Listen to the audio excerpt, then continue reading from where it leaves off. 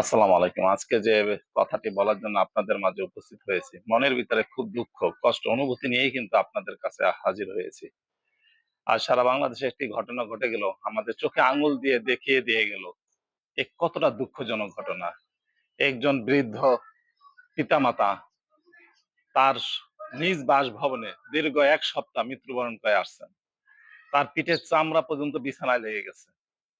অথচ তার নিজ সন্তানেরা তার কোনো খোঁজ খবর নেয়নি। তার ৩-৪ টা ছেলেমেয়ে তার খবর নেয়নি। তার এক ছেলে বুয়েটে অধ্যাপনা করেন, এক ছেলে প্রায় যুগ্ম সচিব, আরেক ছেলে কানাডা প্রবাসী। দেখেন কতটা দুঃখজনক।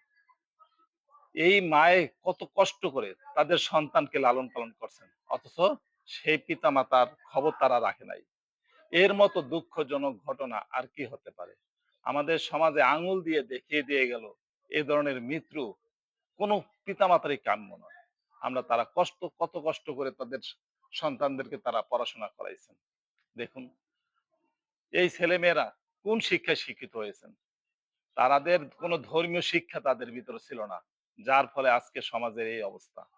ধর্মীয় শিক্ষা না থাকলে, পারিবারিক শিক্ষা না থাকলে একটি সন্তান এই অবস্থায় যায়।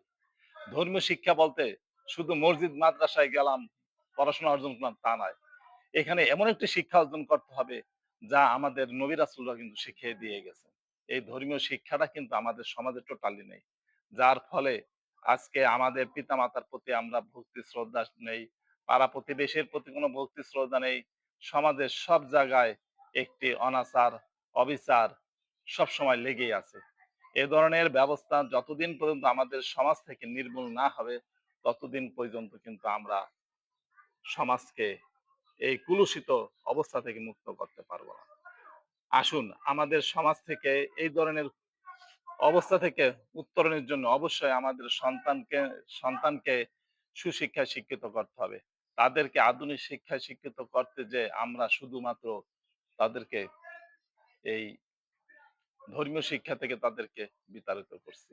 আসুন সবাই মিলে আমরা আমাদের সন্তানদেরকে আদর্শ শিক্ষায় শিক্ষিত করি এবং তাদেরকে এমন শিক্ষা দেই যে শিক্ষার ফলে তারা সমাজে একটি আদর্শ সন্তান হিসাবে প্রতিষ্ঠিত হয়।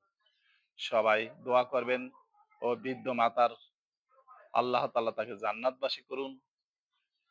এটুকুই আমাদের কামনা। আসসালামু আলাইকুম।